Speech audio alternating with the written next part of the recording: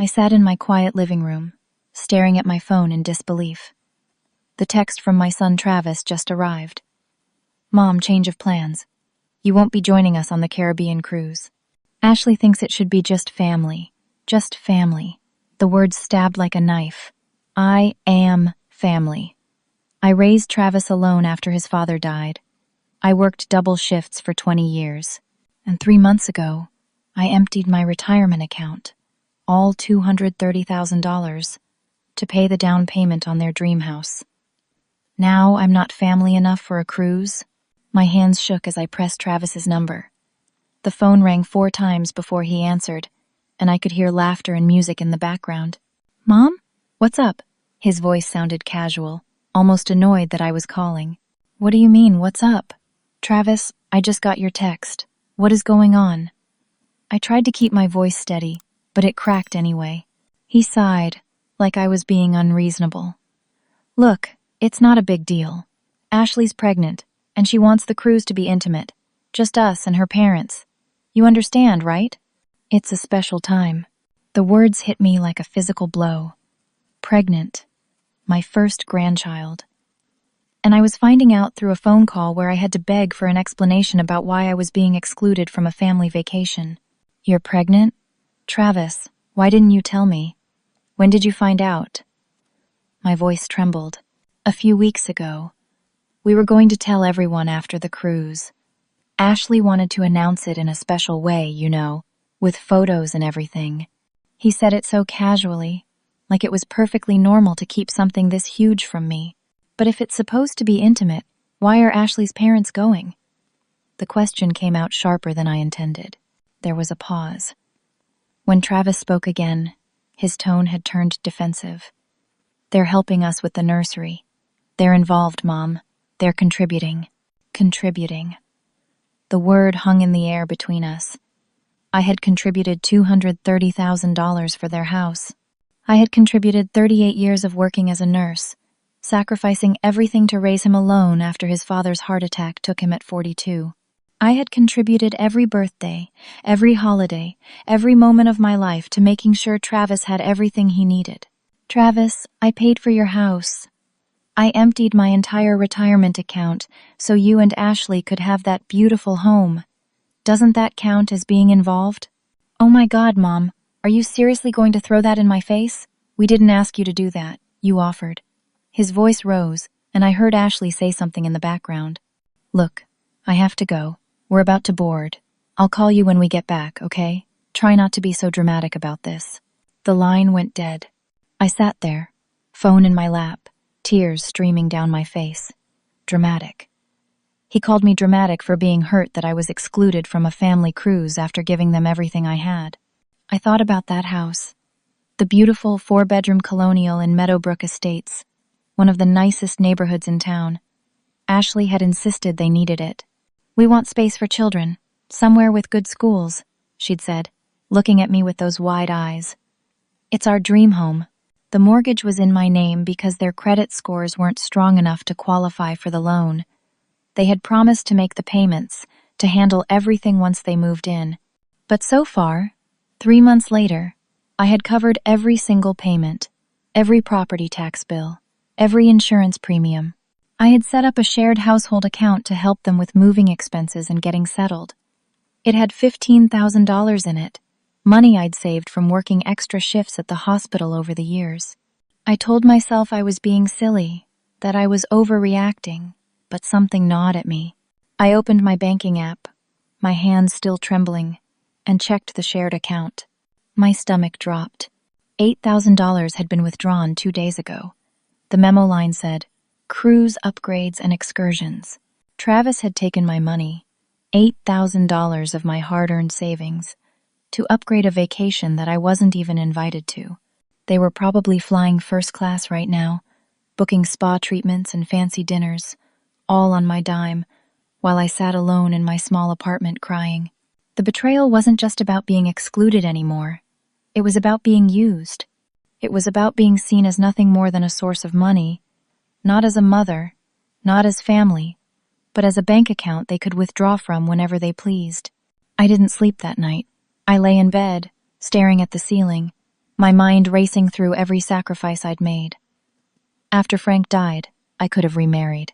Carl Henderson, a kind widower from church, had asked me out dozens of times over the years, but I'd always said no, always put Travis first. I worked double shifts so Travis could go to basketball camp. I drove a 15-year-old car so he could have a reliable one for college. I lived in a tiny apartment so I could save money for his future. And this was what it had come to. A text message. You won't be joining us.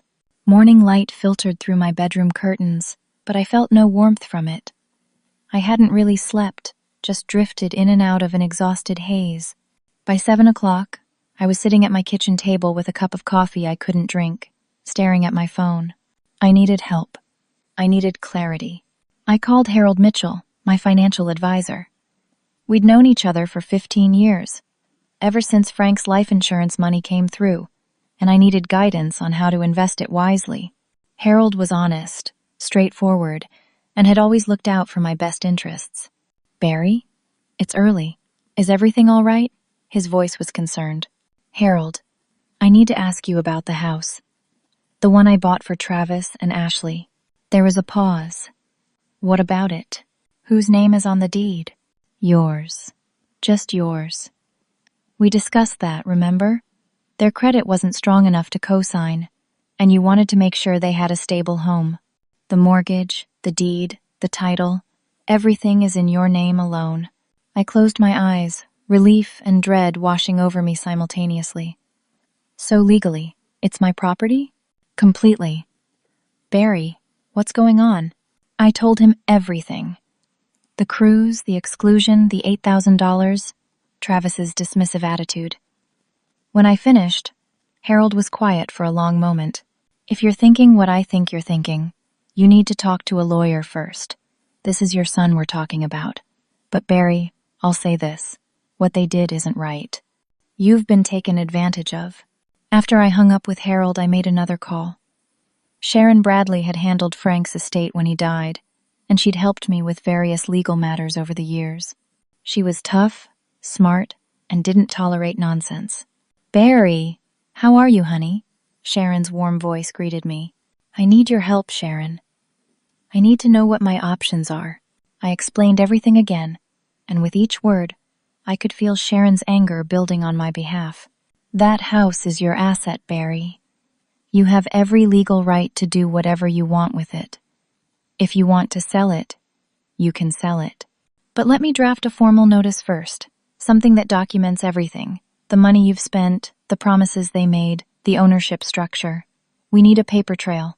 How fast can we move on this? I asked, surprised by the steadiness in my own voice. How fast do you want to move? They're on the cruise for another 10 days. I want it done before they get back. Sharon was silent for a moment. Then I heard her chair creak as she leaned forward. Then we'd better get started. Over the next 3 days, I moved through my plan with a clarity I hadn't felt in months, maybe years. I wasn't acting out of spite or revenge. I was acting out of self-preservation, out of a bone-deep understanding that if I didn't protect myself, no one else would. First, I drove to the house in Meadowbrook Estates. It looked beautiful in the afternoon sun, the white columns gleaming, the lawn perfectly manicured by the landscaping service I was paying for. I used my key to let myself in and walked through the empty rooms. Travis and Ashley hadn't even fully moved in yet. There were boxes in the spare bedrooms, furniture still wrapped in plastic. I called a locksmith and had every lock changed within 2 hours. Then I called Gloria Patterson, a realtor I'd met at a hospital fundraiser last year. She had a reputation for being efficient and discreet. Gloria came by that evening, walked through the house, and let out a low whistle. Barry, this place will sell fast. Great neighborhood, excellent condition, perfect family home. How quickly do you want to list it? Tomorrow. Her eyebrows rose, but she didn't ask questions. Then tomorrow it is. While Gloria prepared the listing, I went back to the house with a moving company. I had them carefully pack up every single item that belonged to Travis and Ashley and move it all to a climate-controlled storage unit across town. I paid for 1 month in advance and had the key and code sent to Sharon's office. I wasn't throwing their belongings away. I wasn't being cruel. I was simply reclaiming my property.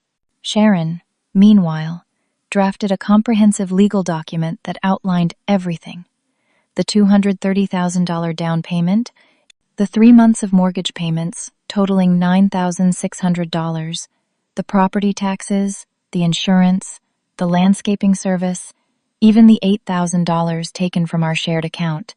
It all added up to $249,400. The house went on the market on a Thursday morning. By Thursday afternoon, Gloria called me, her voice excited. "Barry, we have 3 showing requests already, and 2 agents have mentioned their clients are very interested. This property is hot." By Friday evening, we had 5 offers. By Saturday morning, there were 7. A bidding war had started. I sat in Sharon's office as we reviewed the offers. The highest one came from a corporate executive relocating from Boston, $275,000, all cash, closing in 2 weeks. "That's $45,000 more than you paid," Sharon said, looking at me carefully. "Are you sure about this, Barry?" "I thought about Travis's text. You won't be joining us. I thought about the $8,000. I thought about 38 years of sacrifice. I'm sure." "Then let's accept it." Sharon started drafting the acceptance letter, and I felt something I hadn't felt in days. Not quite happiness, but something close to peace. Or maybe it was just the satisfaction of taking control of my own life again. That evening, my phone rang. I didn't recognize the number, but I answered anyway. "You vindictive witch."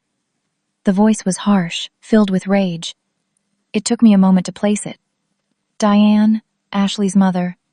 Travis told us what you're doing. We're cutting the cruise short. You're trying to make my pregnant daughter homeless. You'll be hearing from our lawyer, you spiteful old hag." The line went dead before I could respond. My hands started shaking again. Travis knew.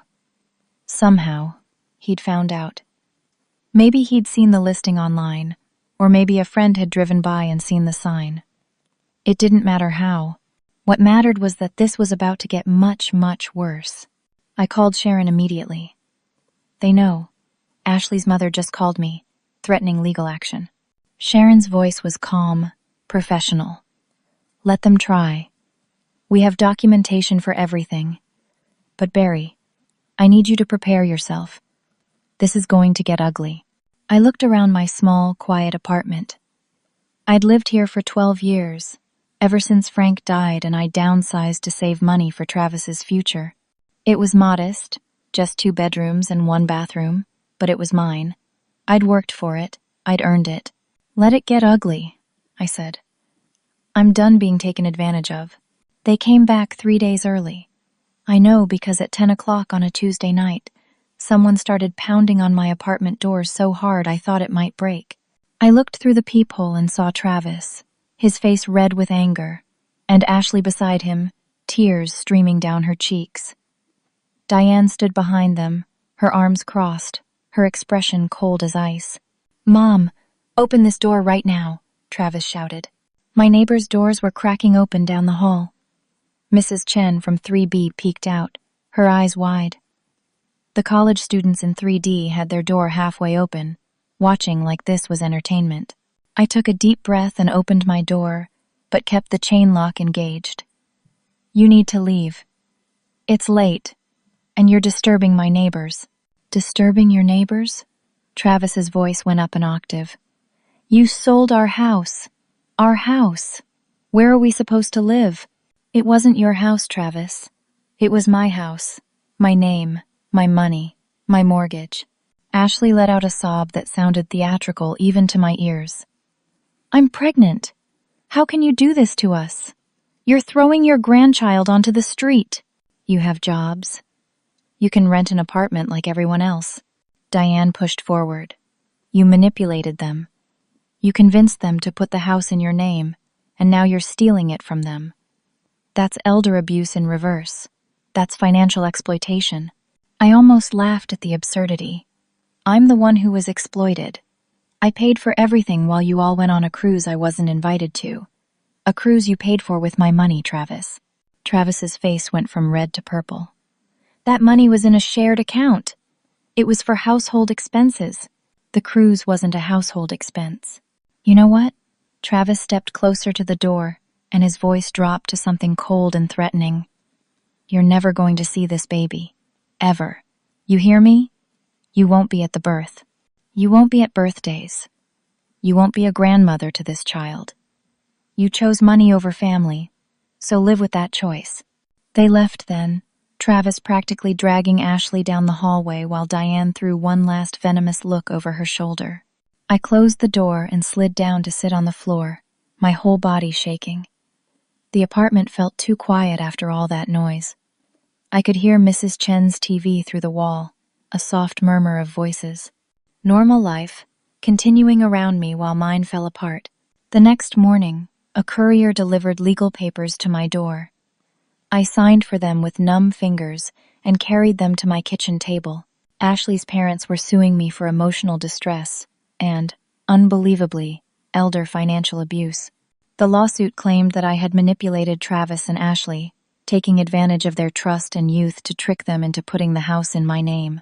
It alleged that I had always planned to take the house back, that I had used the promise of family support to exploit them, and that my actions had caused severe emotional trauma to their pregnant daughter. The amount they were seeking, $500,000 in damages. I called Sharon immediately, my voice barely steady. I just got the lawsuit papers. I know. They CC'd my office. Barry, listen to me carefully. This lawsuit is garbage. It's emotional manipulation in legal form. They're banking on you being too scared or too guilty to fight back. But we have documentation for everything. We're going to fight this, and we're going to win. They're asking for $500,000, Sharon. I don't have that kind of money. They won't get it. Trust me. But I'm going to file a countersuit for the $8,000 Travis took, plus all the mortgage payments and expenses you've covered. We're going to make this as uncomfortable for them as it is for you. Over the next week, my life became a nightmare of legal paperwork and family warfare. Sharon filed our countersuit. Diane's lawyer filed a motion to expedite the case, claiming Ashley's pregnancy made time sensitive. My sister Carol called me, her voice strained. Barry, honey, I don't know what to say. Travis called me crying. He says you've turned cruel. Did he tell you I paid for their house? Did he tell you they excluded me from a family cruise and used my money to pay for it? Carol was quiet for a moment. He said you offered to buy the house as a gift. He said the cruise was going to be a surprise for you, but then Ashley had pregnancy complications and needed it to be low stress. Carol, he's lying. I don't know what to believe anymore. He's your son, Barry. That baby is your grandchild. Can't you just work this out? Can't you give them the house and move on? You made good money as a nurse. You'll be okay. I hung up without answering. Carol called back twice, but I didn't pick up. My church was next. Pastor Williams called and asked if we could meet for coffee. I agreed, hoping for support, for understanding. Instead, he spent 30 minutes gently suggesting that I should extend grace to Travis and Ashley. Scripture tells us to forgive 70 times 7, he said, his hands wrapped around his coffee mug. This family rift is causing pain to everyone. Perhaps the most Christian thing to do would be to give them the house back, to show them the love of Christ through sacrifice. I already sacrificed everything, I said quietly. Where was grace when they excluded me from their family cruise? Where was love when Travis threatened to keep my grandchild from me? Pastor Williams looked uncomfortable. Sometimes we have to be the bigger person, Barry. Sometimes we have to love people even when they hurt us. I left the coffee shop and stopped going to Sunday services. Every time I went to the grocery store, I felt people staring. The story had spread through our community, twisted and distorted with each retelling. I was the villain in every version. The cruel grandmother, the vindictive ex-nurse, the woman who chose money over family. I stopped answering calls from anyone except Sharon and Harold. I stopped checking social media after I saw a post Travis had made, showing a photo of Ashley crying, with the caption, "When your own mother cares more about money than her grandchild, praying for healing from this betrayal." It had 300 likes and dozens of comments, all expressing sympathy for them and disgust at me. I felt suffocated, isolated, completely alone. Then Sharon called with news that made everything worse.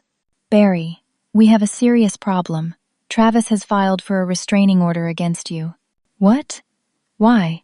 "He's claiming you've been harassing them, making threats, exhibiting erratic and dangerous behavior. He's painting you as unstable, saying your behavior makes you a danger to Ashley and the baby." "The hearing is in 3 days. If the judge grants the restraining order, you'll be legally barred from any contact with them. You won't be able to call, text, email, or come within 500 feet of them." I felt like the walls were closing in. "Sharon, I haven't contacted them at all except through you. This is all lies." "I know, but Barry, this is a strategic move. If they get the restraining order, they'll use it in the civil lawsuit to prove you're unstable and dangerous. It strengthens their case for emotional distress. We need character witnesses, people who can testify that you're rational, stable, and not a threat to anyone." Over the next 3 days, Sharon and I prepared for the hearing. Harold agreed to testify. Gloria, the realtor, offered to speak about my calm, professional behavior during the home sale.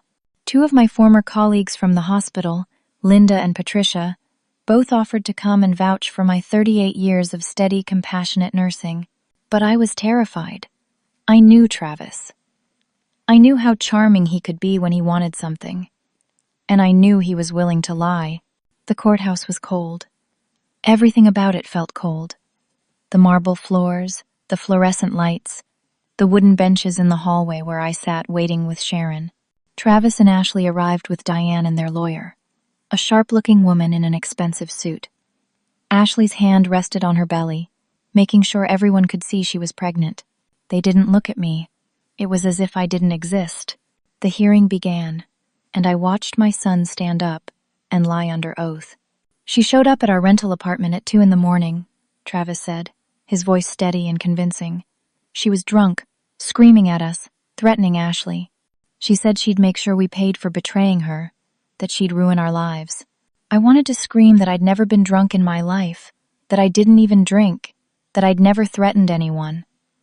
But Sharon had told me to stay quiet, to let her handle it. "She called my wife terrible names," Travis continued.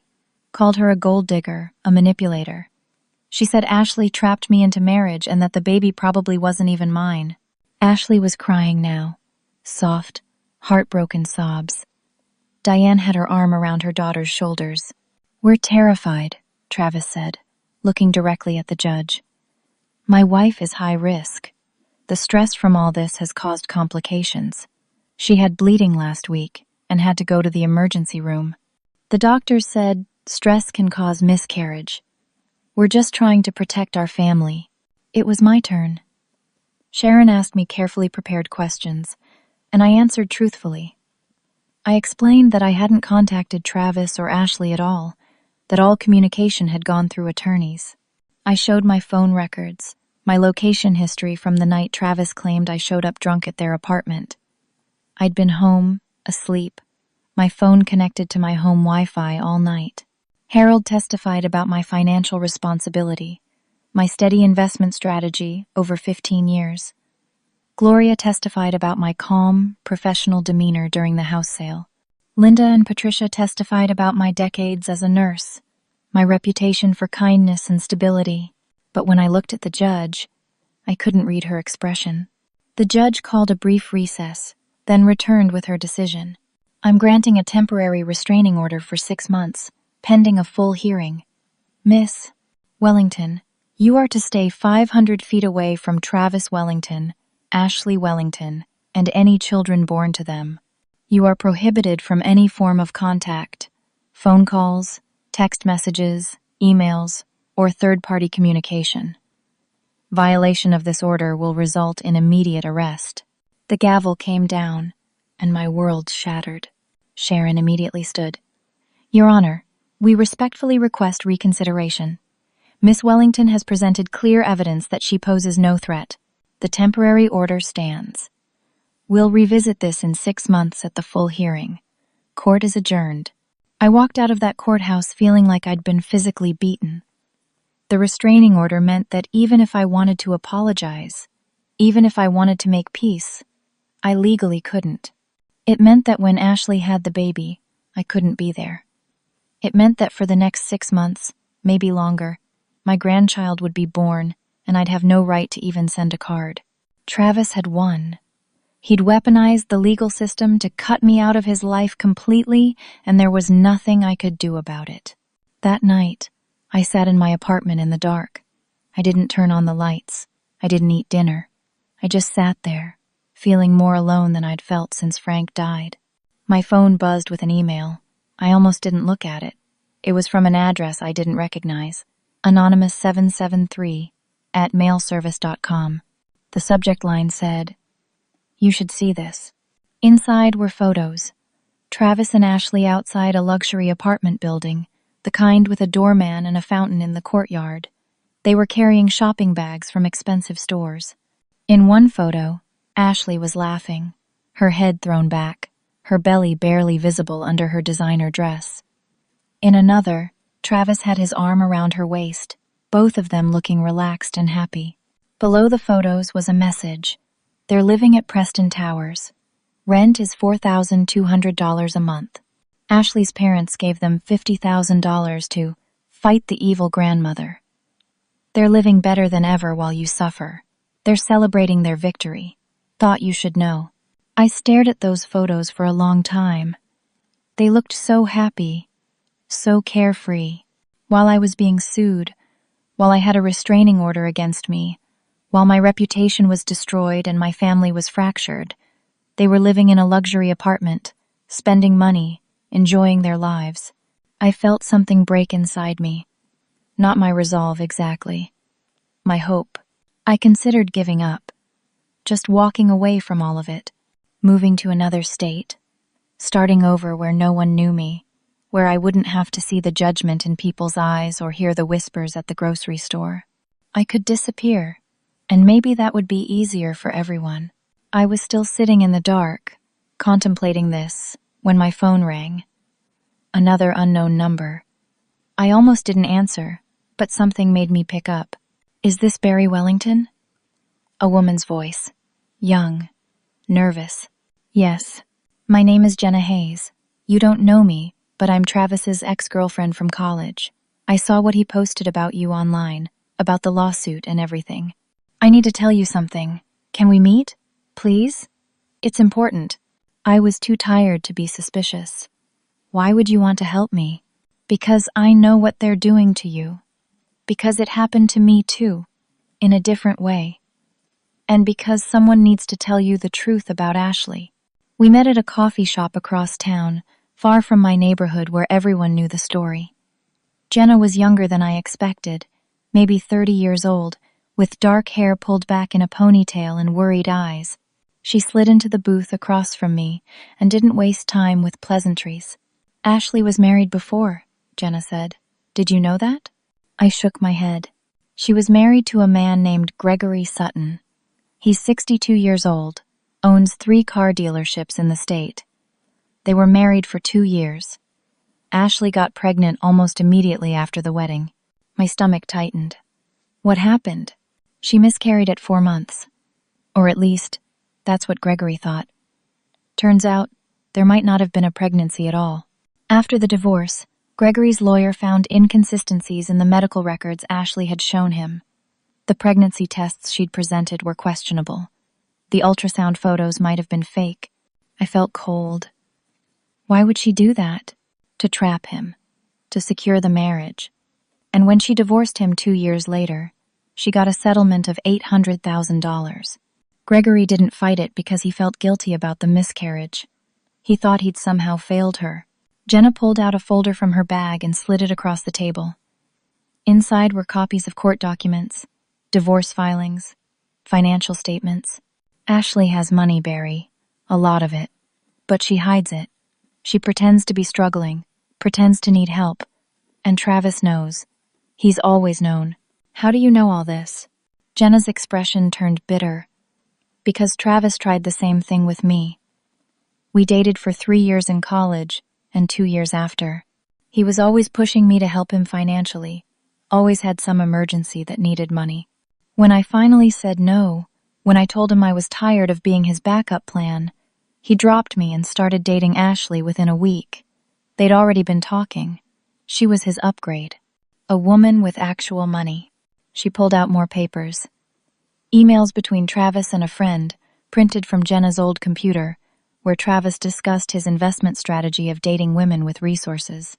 Text messages where he joked about how easy it was to manipulate emotional women into giving him what he needed. "They planned this with you," Jenna said, her voice gentle but firm. "Ashley has $800,000 in investments and accounts that she's hidden. They never needed you to buy that house. They wanted you to buy it so they could live there free, build equity on your dime, and then take it from you in a lawsuit. The pregnancy announcement, the cruise exclusion, all of it was designed to hurt you enough that you'd react. They wanted you to take the house back so they could sue you and look like victims." I felt sick. The baby. Is the baby even real? I don't know. Maybe. But Ashley had a pregnancy scare 2 years ago that turned out to be nothing. She's done this before, used pregnancy as a weapon. I took the folder with shaking hands. "Why are you telling me this? Why get involved?" Jenna's eyes filled with tears. "Because Travis destroyed my credit. He took out credit cards in my name without my permission when we were living together. By the time I figured it out, he'd racked up $40,000 in debt. It took me 5 years to recover from that. And he did it while telling me he loved me, while making me feel like I was the problem for questioning him. Nobody believed me when I tried to warn them about him. Everyone thought I was just a bitter ex-girlfriend." She reached across the table and squeezed my hand. "You're not crazy. You're not vindictive. You're being targeted by people who are very good at manipulation. But now you have proof." I took the folder to Sharon's office the next morning. She read through everything, her expression growing darker with each page. "This changes everything," she finally said.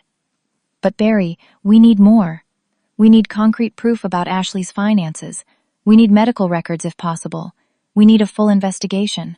Sharon hired a private investigator named Marcus Chen, a former police detective who now worked private cases. He was expensive, charging $300 an hour, but Sharon insisted he was worth it. "Give me 3 weeks," Marcus said. "I'll get you everything you need." He did better than that. Marcus's report landed on Sharon's desk 18 days later. It was comprehensive, devastating, and irrefutable. Ashley Marie Sutton Wellington had $823,000 in various investment accounts, all opened before she married Travis. She'd hidden them by using her maiden name and a separate tax identification number. The money came from her divorce settlement with Gregory Sutton. Travis had been unemployed for 4 months, not 3 weeks like he'd told people. He'd been fired from his sales job for falsifying expense reports and pocketing the difference. His former employer had considered pressing charges, but ultimately just let him go. The medical records Marcus obtained, through legal means I didn't fully understand, showed that Ashley had visited 3 different doctors in the past 6 months, each time claiming to be newly pregnant, each time showing inconsistent information. One doctor had noted in her file, patient presenting with claimed pregnancy, but declining beta-HCG blood test. Ultrasound scheduled, but patient failed to show for appointment. Ashley's parents, Diane and Robert, had a history of lawsuits. They'd sued Diane's brother 5 years ago for elder abuse, when he'd refused to give them money for a failing business. They'd sued their former neighbor over a property line dispute. They'd sued Ashley's previous boyfriend's family for emotional damages when the relationship ended. All 3 cases had settled out of court for undisclosed amounts. This was their pattern. This was what they did. Sharon called me after reviewing the report. "We've got them, Barry. We've got everything we need to not just defend against their lawsuit, but to destroy it completely. I'm filing motions to introduce all of this evidence. And I'm recommending we go on the offensive." For the first time in weeks, I felt something like hope stirring in my chest. But the next day, that hope was crushed. Sharon called, her voice tight with controlled anger. "Diane has filed a separate lawsuit against you for defamation. She's claiming that hiring a private investigator to stalk and harass them constitutes slander and intentional infliction of emotional distress. And Barry, there's more. She got an emergency hearing with a different judge, and somehow convinced them that the money from the house sale, the $275,000, was actually stolen from Travis and Ashley. The judge issued a temporary order freezing your bank accounts pending a hearing. What? How is that possible? She presented affidavits claiming you coerced them into signing documents they didn't understand, that you took advantage of their youth and trust. The judge bought it, at least temporarily. Your accounts are frozen. You can't access your money. I felt the room spin. For how long? The hearing is in 72 hours. But Barry, until then, you can't pay your bills. You can't pay your rent. You can't pay me. I sat down heavily on my couch. They'd found a way to trap me completely. No money meant no legal defense. No legal defense meant they could do whatever they wanted. I was paralyzed, helpless, exactly where they wanted me. That night, I didn't sleep at all. I sat at my kitchen table, looking at the folder Jenna had given me, at Marcus's investigation report, at all the evidence that proved I was right and they were wrong. But evidence didn't matter if I couldn't fight. Evidence didn't matter if I couldn't afford an attorney. I thought about Frank, about how proud he'd been of Travis. I thought about all those years of sacrifice, of hope, of believing that if I just loved my son enough, everything would work out. I'd been so wrong. The next morning, Harold showed up at my apartment without calling first. He took one look at me and said, "Pack a bag.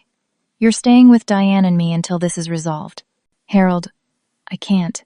You can and you will. Diane's already made up the guest room. He meant his wife, not Ashley's mother. Harold's wife was a kind woman who'd always treated me warmly at social events. I mean, I can't pay Sharon. My accounts are frozen. Harold sat down across from me. I'm paying Sharon.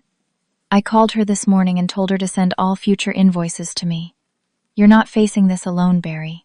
You helped my niece through nursing school. You were there when my mother was dying in the hospital, making sure she had the best care.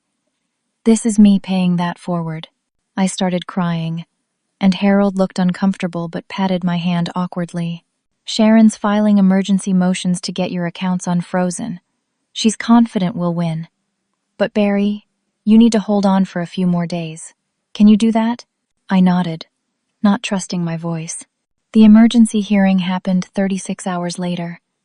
I sat in the courtroom, exhausted and terrified, while Sharon methodically destroyed every claim Diane's lawyer had made. She presented the deed to the house, showing my name alone. She presented the mortgage documents, the payment history, the wire transfer records for the down payment. She presented Harold's testimony about my financial history and stability. She presented evidence that Travis and Ashley had never made a single payment on the house, never contributed $1. Then she dropped the bomb. Your Honor, the claim that Miss Wellington coerced or manipulated the defendants is not only false, it's projection. We have evidence that the defendants engaged in a systematic plan to defraud Miss Wellington.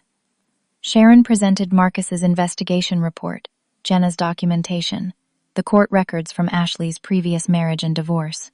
The judge, an older man with steel gray hair and sharp eyes, read through the documents with increasing focus. When he looked up, his expression was thunderous. "Counselor," he said to Diane's attorney, "did you know about any of this when you filed the motion to freeze Miss Wellington's accounts?" The attorney stammered. "Your Honor, we relied on the information provided by our clients. So you filed an emergency motion without doing basic due diligence? Without verifying any of the claims? We believed our clients to be truthful." The judge turned to Sharon. "I'm dissolving the freeze on Miss Wellington's accounts immediately. Furthermore, I'm dismissing the lawsuit filed by Diane and Robert Spencer against Miss Wellington. The claims are not only without merit, they appear to be malicious and frivolous." He wasn't done. "I'm also reviewing the initial lawsuit filed on behalf of Travis and Ashley Wellington. Miss Bradley, I'm moving the case to my docket and ordering an evidentiary hearing for next week. Given what I've seen today, I have serious concerns about the legitimacy of all claims against your client." Sharon stood. "Your Honor, We'd like to request that the restraining order against Miss Wellington also be reviewed and dissolved. The order was obtained based on false testimony, and we have evidence proving Miss Wellington never engaged in any of the behavior described. Motion granted. The restraining order is dissolved effective immediately. Miss Wellington, you're free to go, and I apologize that the court's time was wasted with these frivolous filings. Then he did something extraordinary. I'm sanctioning the attorneys who filed the account freeze motion for failure to conduct adequate due diligence. I'm also referring this case to the district attorney's office for investigation of possible fraud. Counselor, he looked at Diane's lawyer, you and your clients are ordered to pay Miss Wellington's legal fees incurred as a result of the freeze motion. I'm setting that amount at $38,000, to be paid within 30 days. The gavel came down. I sat there, stunned, barely able to process what had just happened. Sharon was smiling, actually smiling, as she gathered her papers. Outside the courthouse, there were reporters. Someone had tipped them off, maybe someone from the district attorney's office, maybe a court clerk who'd seen the documents. They swarmed us with cameras and microphones. Sharon handled it perfectly. Miss Wellington is a retired nurse who attempted to help her son purchase a home. Instead of gratitude, she was subjected to a systematic campaign of financial exploitation, emotional abuse, and legal harassment. Today, justice prevailed. The truth prevailed. And we hope this case serves as a warning that elder financial abuse, even when perpetrated by family members, will not be tolerated. One reporter pushed forward. Miss Wellington, do you have anything to say? I looked at the cameras, at all those people, and found my voice. I'm a mother who loved her son and wanted to help him build a life. Instead, I was targeted and exploited by people I trusted. No one should have to endure what I've been through. If you have elderly parents or relatives, please, watch for signs that they're being taken advantage of. And if you're being exploited, fight back, get help, don't let them silence you. The story went viral. By that evening, it was on local news. By the next morning, it had been picked up by national outlets. Grandmother fights back against con artist son and daughter-in-law ran one headline. Another said, elderly woman's legal victory exposes pattern of family fraud. My phone started ringing with calls from people I hadn't heard from in years, all apologizing, all saying they'd been wrong about me. The evidentiary hearing the following week was even more brutal for Travis and Ashley. The judge reviewed all of Marcus's findings, brought in expert witnesses to verify the documents, and questioned Travis and Ashley directly under oath. Ashley cracked first. Under questioning about the pregnancy, she admitted that she'd had a suspected pregnancy that might not have been viable, and that she'd suffered a loss around the time of the cruise. When pressed for medical records, she couldn't produce any consistent documentation. Travis tried to maintain that they'd been acting in good faith, that they'd truly believed the house was a gift. But when the judge presented him with text messages Marcus had uncovered, messages where Travis joked with friends about milking the old lady for all she's worth, he had no defense. The judge dismissed every lawsuit against me with prejudice, meaning they could never be filed again. He ordered Travis and Ashley to pay my legal fees, which had now reached $63,000.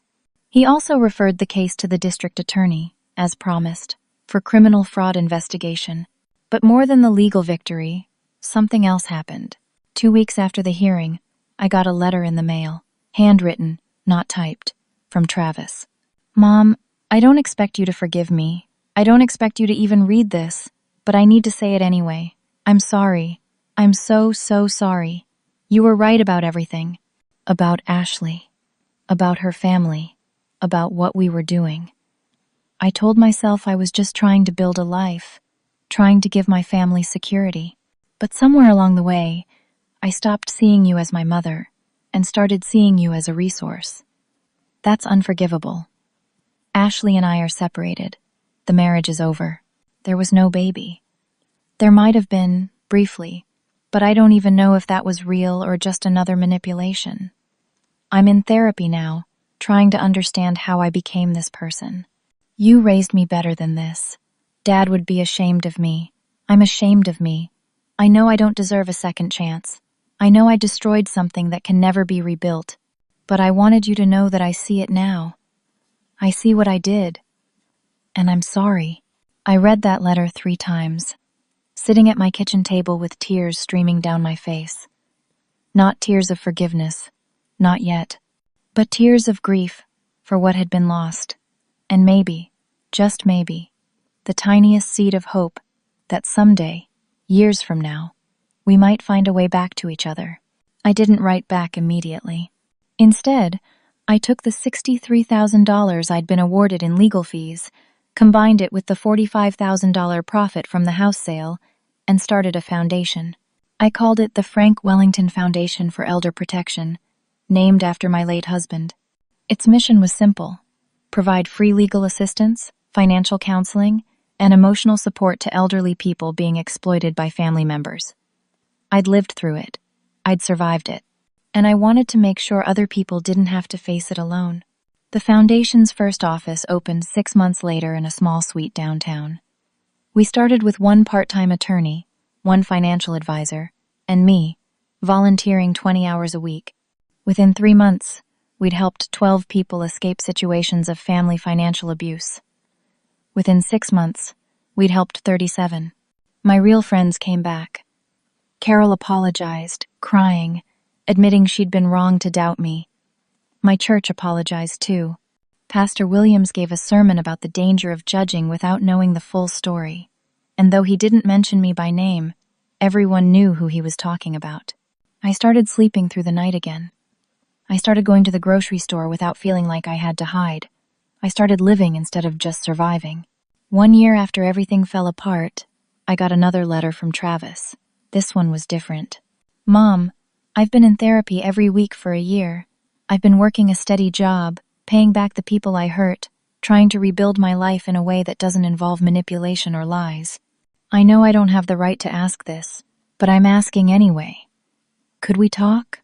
Not about forgiveness, not about reconciliation. Just talk. Just coffee. Just 2 people trying to figure out if there's any path forward. I understand if the answer is no. I understand if it's always going to be no. But I had to ask. I thought about it for a long time. I talked to Sharon about it. I talked to Harold about it. I talked to my therapist. Because, yes, I'd started seeing one too, working through decades of codependency and learning how to set healthy boundaries. Finally, I wrote back, "Travis, I'm not ready to meet. Not yet. But I'm not saying never. For now, I need you to understand something. I will always be your mother. I will always love you. But I will never again allow you or anyone else to treat me as less than I am. I will never again sacrifice my well-being for someone who sees me only as a resource. If you're truly changing, truly growing, truly becoming someone different, then I'm glad. Do that work for yourself, not for me. If, someday, you want to show me who you've become, maybe we can talk then. But it has to be real. It has to be earned. Love isn't enough. Respect, honesty, and genuine change matter too." I sent the letter and felt peace. My life now is different than I imagined it would be. I live alone, but I'm not lonely. I have my foundation work, which gives me purpose. I have my real friends, the ones who stood by me or came back and admitted they were wrong. I have my independence and my dignity, hard-won and precious. I learned something through all of this, something I wish I'd understood years ago. Love without boundaries is just weakness in disguise. Real love means protecting yourself from people who would harm you, even if they share your blood. Real love means recognizing when someone is using your love as a weapon against you and having the courage to step back. I learned I'm stronger than I ever knew. I learned that sometimes the family you need isn't the one you're born into. It's the one you build from people who truly see your worth. I learned that fighting back doesn't make you cruel. It makes you brave. And I learned that closure doesn't always look like reconciliation. Sometimes closure looks like walking away with your head held high, knowing you stood up for yourself, knowing you survived, knowing you turned your pain into something that helps other people. I don't regret fighting back. I regret not seeing the signs sooner. I regret years of enabling behavior that should have alarmed me. But I refuse to let betrayal make me bitter. I'm using it to make me better. The foundation is thriving. Last month, we helped a 78-year-old woman whose daughter had stolen $200,000 from her retirement accounts. We got her money back and helped her press charges. We also helped an 81-year-old man whose son had forged his signature on property deeds. We saved his home. Every person we help feels like a piece of my own healing. Travis and I haven't met for coffee yet. Maybe we will someday. Maybe we won't. I'm at peace either way. I'm not waiting for his apology to feel whole. I'm not waiting for family reconciliation to feel happy. I've built a life that matters. A life that has meaning beyond being someone's mother or someone's mark. And if Travis ever truly changes, if he ever becomes the man I once believed he could be, then maybe, just maybe, there will be room in my life for a careful, boundaried relationship. But that's a gift I'll give, only if it's earned, only if it's safe, only if it's real. I'm 68 years old now. I spent too many years putting everyone else first, believing that sacrifice was the same as love. I know better now, and I'm spending whatever years I have left living for myself, helping others, and refusing to ever again let someone make me feel small. That's not cruelty. That's survival. That's strength. That's self-respect. And it's enough. Let me ask you something. Have you ever been in a situation where someone you loved, someone you trusted completely, betrayed that trust in a way you never saw coming? Have you ever had to choose between protecting yourself and protecting a relationship? How did you handle it? What did you learn? I'd love to hear your stories in the comments below. Your experience might help someone else who's struggling with a similar situation right now. If this story resonated with you, if you've been through something similar, or if you know someone who has, please hit that like button. Subscribe to this channel so you never miss another story. And most importantly, share this video with anyone who might need to hear it. Elder financial abuse is more common than most people realize, and the more we talk about it, the more we can protect vulnerable people from being exploited by those they trust most. Thank you for listening to my story. Thank you for being here. I hope wherever you are in your own journey, you find the strength to protect yourself, the courage to stand up for what's right, and the peace that comes from knowing your worth isn't determined by how others treat you. Take care of yourselves, and remember, you deserve respect, honesty, and genuine love. Don't settle for anything less.